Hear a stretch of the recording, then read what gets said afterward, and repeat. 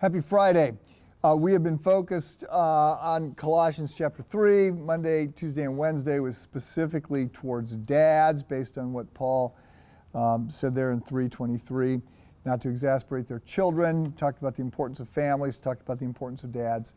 And then I challenged dads and then everybody to be thinking about how to cultivate better relationships between the generations and to overcome pride and fear and some of those things. Today, I want to just leave you with my shorthand advice to parents in terms of thinking about how you interact with your children. And this is certainly not unique to me, but it's been helpful to think about the four roles that we play: caretaker, cop, coach, and consultant. So when your children are young, you're their caretaker. You're doing everything for them, completely making sure that they are okay. At some point, you become a cop in that you are the law and you are giving permission. And so you say things like, you cannot cross the street, you have to eat this, you can't do that, you got to go to bed, whatever. You are enforcing and creating boundaries in safe spaces, and you're helping them understand how they're going to successfully navigate the world. At some later point, you become a coach. And so you're standing on the sidelines, they're in the game, but you're watching them play and you're commenting like, wow, you did really, really well. Or, okay, when that happens, you got to understand this is about to happen next. And so you're occasionally calling a timeout, and not a timeout like you're little and you're getting a timeout. You occasionally have a little powwow where you're offering them some feedback on what you're seeing, but increasingly they're playing the game on their own.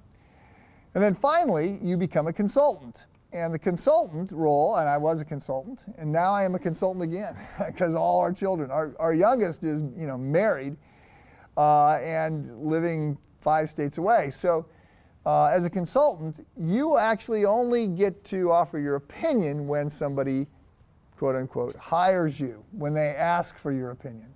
Otherwise, you're not offering advice. You are recognizing, okay, we've transitioned here, and I want to be supportive. And if you're asking me for my opinion, wow, I've got an opinion on what I think would be good, but I'm trying to stay in my lane here.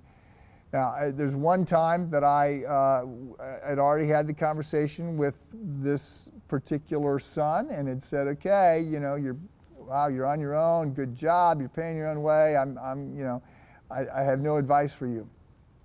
And then they were going to do something where I actually thought they might die.